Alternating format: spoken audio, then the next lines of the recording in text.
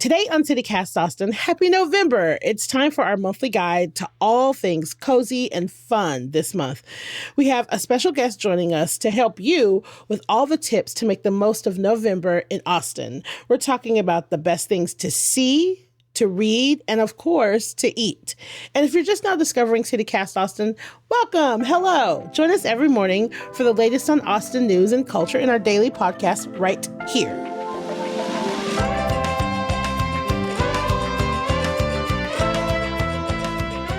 It's Monday, November 3rd. I'm Nikki Devon, and this is what Austin's talking about.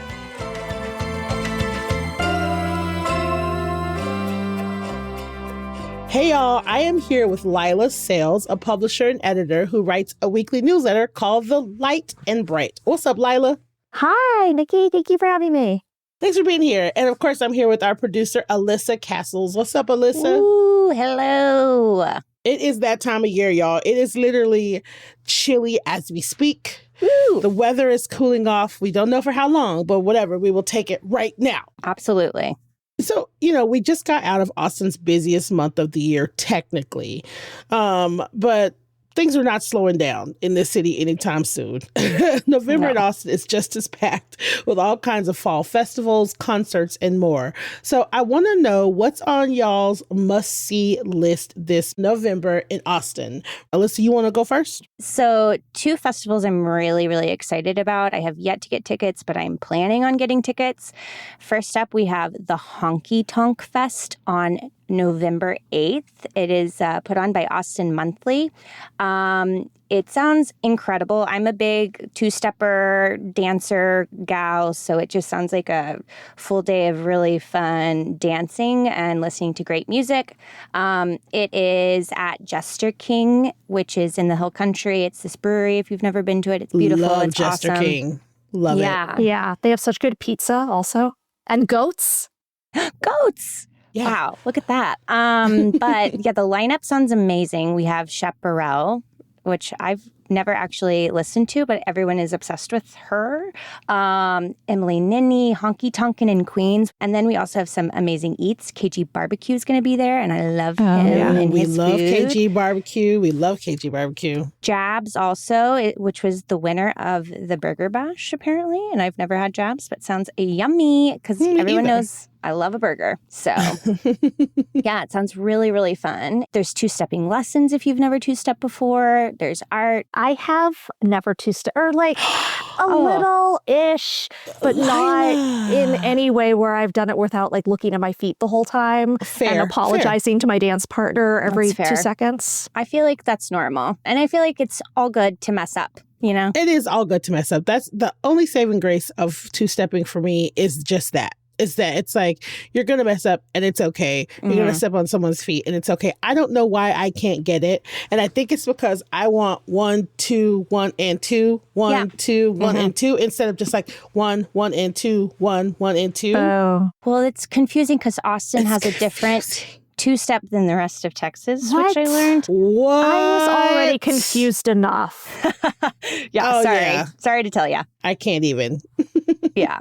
So that's one I'm really excited about. The other festival that's coming up that I'm so pumped about is the Texas Tribune Festival. Oh, that's great. Yeah. All these local, national political leaders are in conversations with some of the best journalists in the country. It sounds incredible. That's November 13th through the 15th. So yeah, we have like local political leaders like Mayor Watson, Travis County Judge Andy Brown, Police Chief Lisa Davis, our boy Lloyd Doggett. Then we also have Pete Buttigieg is coming, John Bolton, Tim Walz. Yeah, I couldn't believe Buttigieg. I know, he's going to be here. I couldn't believe Pete Buttigieg is coming. I was like, what? Yeah. I know. Then also these incredible journalists, Jake Tapper from CNN, the dean of my journalism school, Jelani Cobb, who's also a writer at The New Yorker. I'm so excited. And then, obviously all of Texas Tribune's amazing journalists. They're going to talk about life after Dobbs in Texas, the grid, national security. It just sounds incredible. Wait, I'm looking this up and I feel like you failed to mention that John Mulaney is going to be there. Oh, well, you know what? I did fail to mention that. I didn't even know that. But yeah. I mean, very, very important about the important politicians and policymakers. But Yeah, good point. We do have to mention the funny people too. Oh my God. And I know it's ticketed, but some of it is free? Yes, on Saturday, I think there's this free for the public event, and it takes over Congress Avenue, and they're going to have like booths and stuff. It sounds awesome. So there is that one free day. It takes over Congress and like some of 11th Street in front of the Capitol too. Very cool. Like it's a big festival. It takes over a lot. Yeah. What do you guys have on your lists? Lila, what about you? Yeah. I mean, November for me is the best month for Austin events, in my opinion. Yes, I will make that claim. I will defend that claim. For me, Austin Studio Tour is like the center of the year. You know, I say like if people are going to come to Austin one weekend, it should be one of the Austin Studio Tour weekends. So that's going to be this year. It's the weekend of November 8th and then the weekend of November 15th. Austin Studio Tour has been around for a while, but this year it just got taken over by new leadership, which is Almost Real Things. And they're incredible. They run a studio space. They do all sorts of art events throughout the year. And they are the best possible stewards who I could imagine for taking over Austin Studio Tours. It's like, it's not only so fun for, for me and, everyone who goes around to see art, but it's also, I think, a really big weekend for the artists, a really big part of the year when they sell a lot of art cool. and just get a lot of visibility. So yeah, this year they have more than 700 participating artists all over the city that are going to be at more than 250 locations. So cool. Across those 2 weekends. It's so great. And it's like, every possible medium, and the barrier to entry is very low. So it's sort of like pretty much anybody who wants to participate can participate. You'll get like elementary schools that participate where they're like, we have a bunch of like our kids work, and you get all sorts of just people's houses, just, private residences where people are like, I'm opening up my house. Wow. And, come in. Also, of course, like all of the big galleries participate, but I really like it as an opportunity to see spaces that usually you wouldn't be able to, right? So the private residences for me are really fun. Like there's this one called Grackle House that happens every year. Again, just somebody's house, but she like books bands in the backyard all day. Oh she has like chickens who you can pet. She'll have, like hot cider with or without alcohol, and then like all sorts of neighborhood artists who are there and like selling their wares. Incredible. Yeah. At Light and Bright, which is the newsletter that I do of Austin events, we do a guide to Austin Studio Tour every year that goes through what we think some of the highlights are going to be, because it's more than you could ever hope to do in even 2 weekends. It's like South by Southwest, where you just sort of have to come to terms with like, you're not going to get to see most of it. It's like such a great weekend for just exploring. I'll often just, I'll look on the map, see a place where there are going to be a big concentration of artist studios and spaces, just like park once and then just walk around and see as much as I can see. Yeah. Ugh, that sounds amazing. Oh, yeah. I know it used to be the East Austin Studio Tour for a while. And I mean, it continues to be one of my favorite things in the city. And I know I say that a lot about a lot of things, but but it is true. Yeah. I like refuse to leave town during the 2 weekends of Austin Studio Tour because I just want to maximize everything I can see. But then it's hard because every year, including this one, the first weekend of Austin Studio Tour is up against the Texas Book Festival. And I want to go to that too. That's why you have 2 weekends. You got 2 weekends. You got to cram it all, True. You just got to get it done. That's what I'm trying to say. So for me, something that I love in the city, again, I keep saying that, but Blue Genie Art Bazaar starts in November. Yeah. It starts November 14th and goes through December 24th. But and for any of you that don't know what that is, Blue Genie Art Bazaar is essentially an inside market where you can get arts, crafts, and gifts all from local artists. And so you just walk through and look at the different things that local artists in the city has to offer. And it's one of my favorite places to get gifts. I get gifts not just for Christmas or holidays, but I get them for year round. Like I get them for birthdays, I get them from all kinds of things. And that's on 6100 Airport. I also, if it's not out of line, I wanted to piggyback on what you're saying about Blue Genie, Nikki, which I also love. And like my entire home has just knickknacks from there. But if you like artist markets. Future Friend is doing their annual Front Market, and that's at the Moody Amphitheater in Waterloo Park, November 22nd and 23rd. And they're going to have 150 or more craftspeople there. So it's also a really good place for buying holiday gifts or, just stuff for yourself, which is what I mostly do. Shout out to Jane. Shout out to Future Front. Always doing amazing things. Seriously. Love her. Kind of along the same lines, talking about art. We've mentioned this before, but not in, I don't think, detail. At the Blanton Museum, Spirit and Splendor exhibit is going to be going on for the entire month. And it traces a 150-year history of Spanish paintings that culminate with Baroque, which is like the style of dramatic realism and opulence and religious devotion. And it looks dope. It's like, I want to walk through that. And also along the lines of art, 100 Under 1,000 art exhibit is happening on November 5th at Casa de Sueños.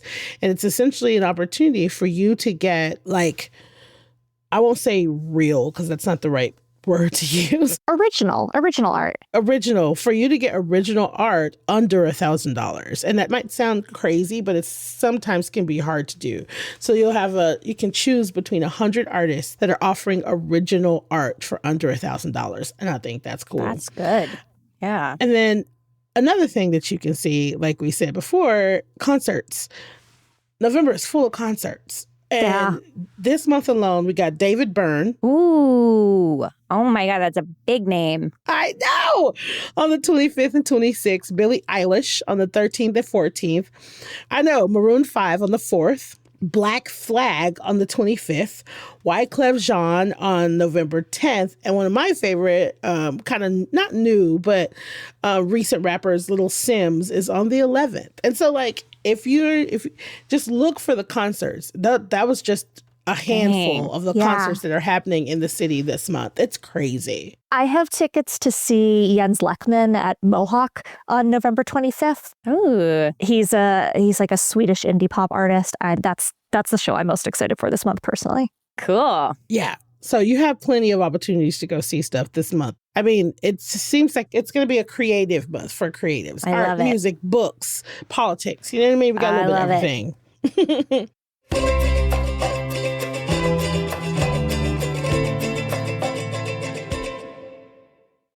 This episode is sponsored by DUER. I'm David Plotz, CEO of CityCast. I'm lounging in my performance denim slim straight jeans from DUER. They're incredibly comfortable. They're 5 times stretchier than traditional denim. But what's even better is that they feel stretchy without looking stretchy, so you can take them anywhere and look good. I've been wearing them to travel, out for dinner, now just hanging around my house since they are so delightful to stretch out in. DUER are pioneers of blending technical innovation with everyday clothing. They invented the original performance denim, so it's not surprising that DUER has made jeans that are the best of both worlds. Classic jeanswear style with the kind of comfort and performance you get from athletic wear. Also, they're the right color. Not too excessively deep blue and also not that middle school jean light blue, but a lovely indigo. My girlfriend, in fact, called them the perfect color. And she's got taste. Simply put, DUER makes the world's most comfortable pants without having to sacrifice style. Get a pair for yourself or as an amazing holiday gift. Go now to shopduer.com/CCAustin. You'll get 15% off your first order. That's shopduer.com/CCAustin for 15% off. shopduer.com/CCAustin. So I don't know about y'all, but when fall rolls around, there's nothing I love more than like curling up with a good book and a cozy blanket. I know that sounds super cliche, but it's true. It's true. I have a cute little circular orange chair specifically made for that and my little reading nook. Yeah, especially when it's like gray. It doesn't have to be rainy, but like if it's kind of chilly and gray, that's my thing. I get my hot Cozy tea, up. I get my book. Yes. Yeah. I dream about that every 100-degree day. I'm like, someday. Yeah. So I got to ask, what are y'all reading this month? Yeah, so I am going to start reading the book She Kills by Texas Monthly Skip Hollandsworth. It was just released last month. I'm just like such a sucker for true crime. Unfortunately, it is Me too. A sickness, honestly. But this is Skip's collection of infamous female murder stories. So it's a bunch of little stories in the book. Just sounds great because you don't usually hear a lot about the female murderers. You hear more about male murderers. Yeah, that's the patriarchy right there. Yeah, there it is. And he's here to remind us that females can murder too. But yeah, for some reason, like the coziness of like a cold day like makes me really want to dig into true crime.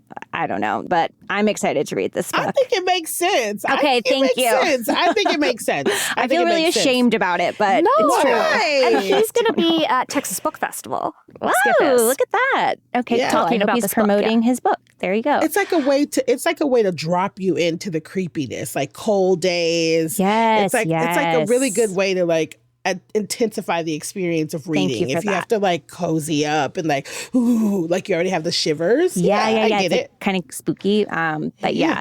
I just finished reading Demon Copperhead, which was like my favorite book in the entire world. And I'm thinking I'm going to reread Poisonwood Bible, same author, Barbara Kingsolver. I read it in high school, but I was so obsessed with Demon Copperhead and her writing that I was like, I need to reread this book. She really knows how to write about the South and Southern culture and like, hell yeah.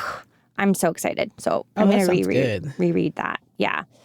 So I am currently obsessed with this book called Full of Myself, Black Womanhood and the Journey to Self-Possession. And it's by this author called Austin Channing Brown.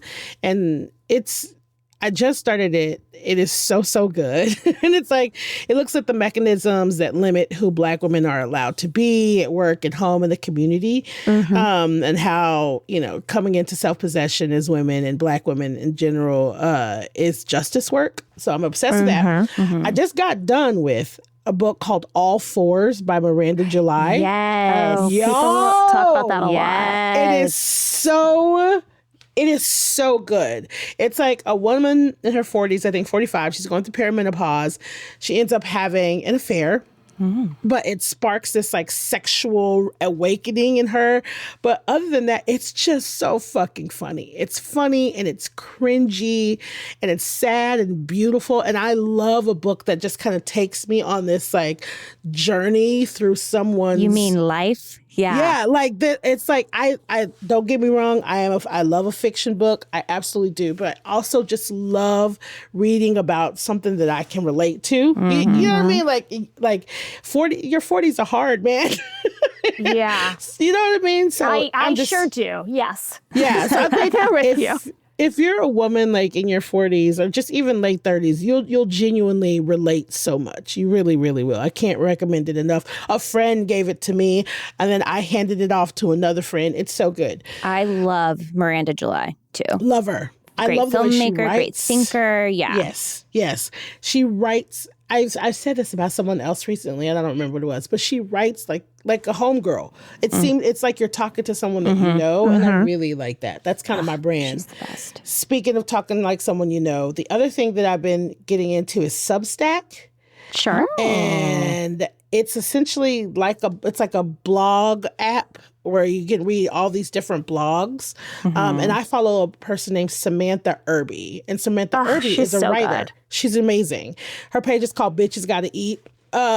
And she is hilarious. She's written for SNL. She's written for the Shrill. She's written for, and just like that, like the Sex and the City reboot. She is hilarious. And she has some books of essays too. And she has some books. One is called Meaty. One is called I think her first one's called Bitches Gotta Eat. She's so good. She's so good. She has a book called like Wow, No Thank You. She's like just amazing. Really, vibe. She's amazing. Amazing. Okay, Lila, what about you? Yeah. So this is like such a big question for me because as you said at the introduction here, right, like I work in books, right? So I write books, I edit books, this is like my field. So I'm like constantly reading, 6 books at once. But yeah, I think the last book I read that I really loved was called What Happened to Lucy Vale by Lauren Oliver. And I've been a fan of Lauren's books for a long time. And Structurally, it's really cool. It's told by a sort of Greek chorus. It's like modern day contemporary. It's about a teenage girl and her mom who move to a new town, and they move into a house that has been abandoned for a long time, ever since the last girl who lived there mysteriously disappeared, and everybody in town thinks, has some sort of story about it. If she was kidnapped, she was murdered, she ran away, whatever it is. But the story is not told from the perspective of the girl who moves in there. It's told from the perspective of this sort of universal we, which is like everybody else in the town, and their understanding and sort of the narratives that they have without. That. And, and as it goes through, you see that it's sort of a book about, the stories that we tell about people, but there's this key information that they are missing. They come to these conclusions about who these new people are, but they don't have all the information. Ooh, I love that. I love that too. Yeah, it's great. I just finished reading The 10-Year Affair by Erin Summers. So if you liked All Fours as an affair book, here's another one. I just think Erin Summers is a really funny writer. Just line by line, I really enjoy. She has like great observational comedy. And then, otherwise I've been getting ready for the Texas Book Festival, which I mentioned earlier. Tell us more about that. I would love to. So earlier when you were like, you just gotta like go hard and you'll fit in as much as you'll fit in so much. I feel like with the Texas Book Festival, I'm going to hit a limit because there are 21 different panels that I want to see, and that's not happening for me. It's not how it goes. But there are just so many good authors who are going to be in town for it. Like so many authors whose books I love, or just who I'm interested in, right? So my background is in children's books. I write mostly kids' books and YA, and the lineup of kids' book authors this year at Texas Book Festival is unreal. It's like so many heavy hitters. So if you have a 10-year-old child in your life, these names might mean something to you. Otherwise, don't worry about it. So Jason Reynolds, Rebecca Stead, Erin Entrada Kelly, Stuart Gibbs, Sophie Blackall, Meg Medina, Angie Thomas, and one that perhaps will resonate, R.L. Stein. Oh my gosh. Yeah. And these are like so many New York Times bestsellers and award winners, and it's incredible. And then there are also all these authors who are coming where I know them through their work in YA mostly, but now they're writing adult novels and are like killing at that. YA is young adult, right? Yes. And so they're here and promoting adult novels that they're doing. And that's Lila Lee, Marie Lu, Maggie Stiefvater, Nick Stone, Nydia Okorafor, a bunch of others. And these are like such good writers who often have been overlooked, I think, by the general public because they write YA. So seeing them come out and writing these like phenomenal adult books, and like now a lot more people are paying attention, I love. And then because it's the Texas Book Fest and it's here in Austin, there are like so many really great local authors who are going to be there too. So like some of the ones who I am hoping to see, again, there's no way I'm going to get through all of this, but the ones I have on my list, Lucas Schaefer, incredible local novelist, Chris Barden does really great picture books, Carrie Lavelle, Cynthia Levinson, Varian Johnson, Emily Hunt Kivel has her debut novel coming out, and it's been like really hyped. Amanda Eyre Ward is local, and we just have such a good scene of local authors in Austin. Can you buy books there, or is it that they're okay? So it's like you go and you can look at their books and buy books and stuff. Yeah, so they'll do these panels, and then each author does a signing after their panel, and the books are for sale. I think Book People usually handles the sales, and there are all sorts of other tents around. It takes over all of Congress, and so in addition to buying the books, there will be all sorts of like local, literacy and literary organizations who will be tabling there, and it's just even if you don't go to any panels, it's just like a really fun I guess vibe. If you're looking for something to read, go to the book fest and you might find whatever you need, and then you can get it you can get a new book and you can get it signed. Cool. Look at that. I love that. That's awesome. I love that. For some reason, I don't know why I love this, but I love that the book the book portion of this chat has been the longest. I'm super into it because I love when I meet other people that like to read. I'm like, you guys like to read too? Oh my God, don't get me started. Yeah, it brings out my inner nerd. It brings out my inner nerd Reading really, really rules. hardcore. Yeah, seriously. So November is also for my brain, there are a couple of months of the year that equate food to me. So it's like July. I always think food, July, because I'm like, ice cream. It's hot outside, hot dogs. And November is soup month for me. Like it's just, November is also like food month in my book. I think it's because I spend most of the month cooking or preparing soups or something like that. I don't know why. It's cooler outside. I like to cook when it's cooler, not when it's hot. Plus, Thanksgiving is coming up, and I got to test my little recipes. I feel like every month is food month for me, but yeah, November included. Yeah, it's a perfect time either way to get your taste buds ready, right? Like for the main event, which is like holidays for a lot of people.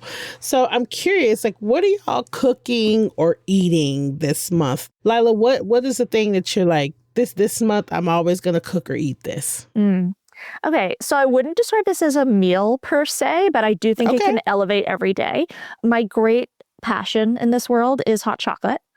So I have gotten really good at making my own hot chocolate. I will tell you the trick if this is something that you would like to pursue, which is I make a chocolate ganache and I keep it in my fridge at all times. Making a ganache is simple. You just have to do it in advance. So it's you melt together heavy whipping cream and like high quality chocolate, a lot of it. I get just like a bunch of chocolate from Central Market from their bulk section and put in there. And then you stir it all together. You put it in your fridge. That's your ganache. And then anytime I want hot chocolate, which is literally every day, I like take a bunch of that ganache, combine it with a little bit of milk, heat it up, and yum. Yeah.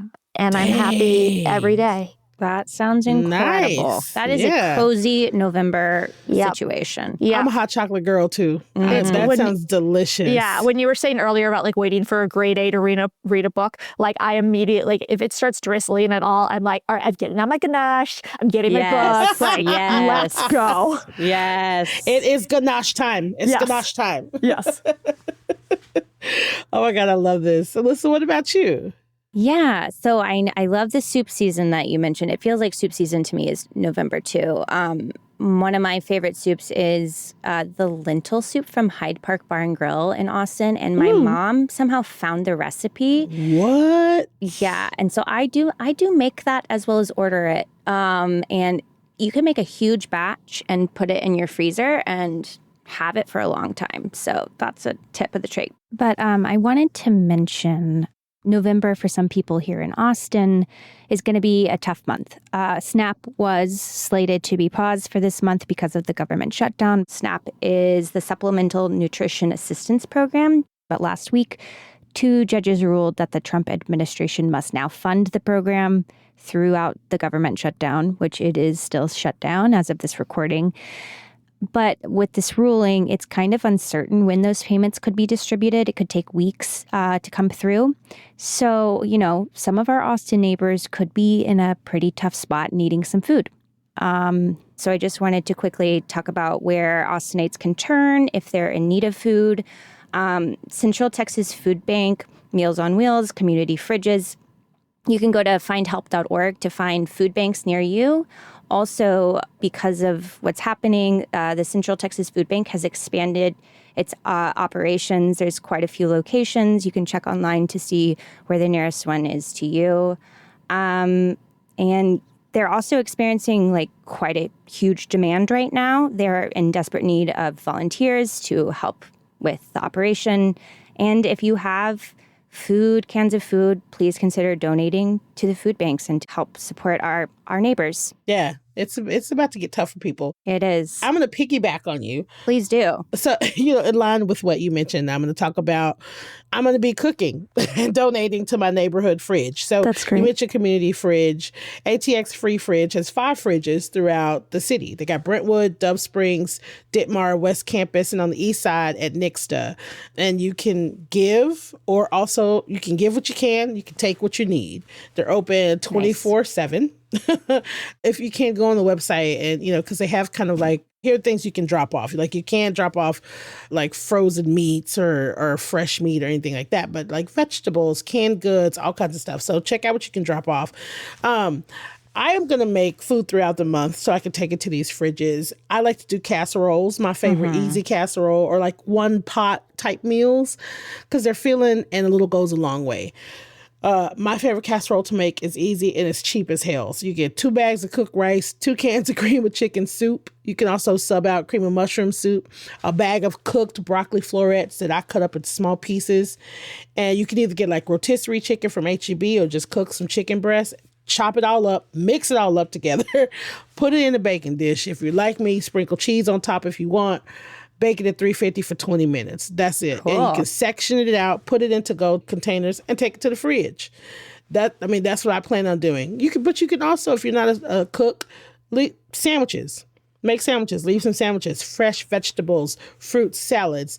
Anything you make, you have to label with the date that you made it, and like the ingredients and stuff for allergies. Got it. But it's super, super, super easy.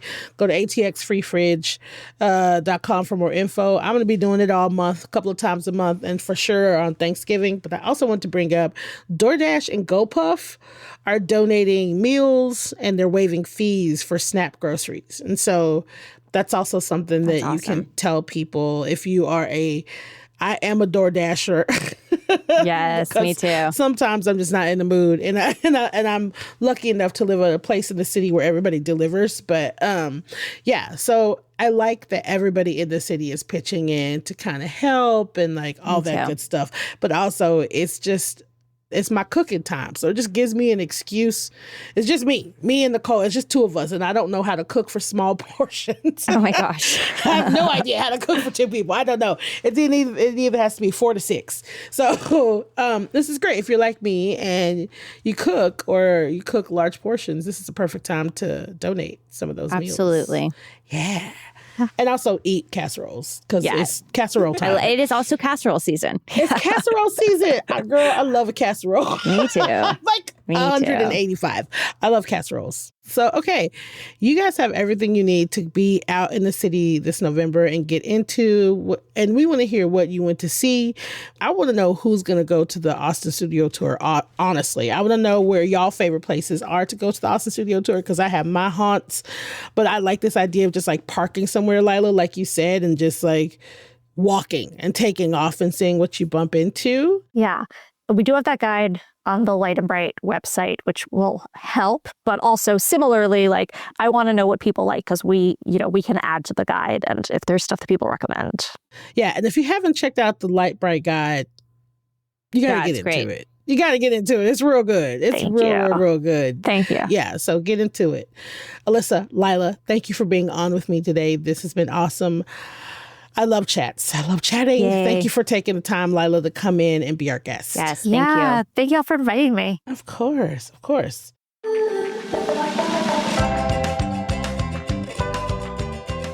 That's all for today here on CityCast Austin. You can find links to Lila's work and social media in our show notes. If you enjoyed the show, why not tell a friend, rate the show, leave us a review, subscribe to our Hey Austin newsletter, and if you really love us and you want to support us, become a neighbor. Go to membership.citycast.fm. We'll be back tomorrow morning with more news from around the city. Bye, y'all.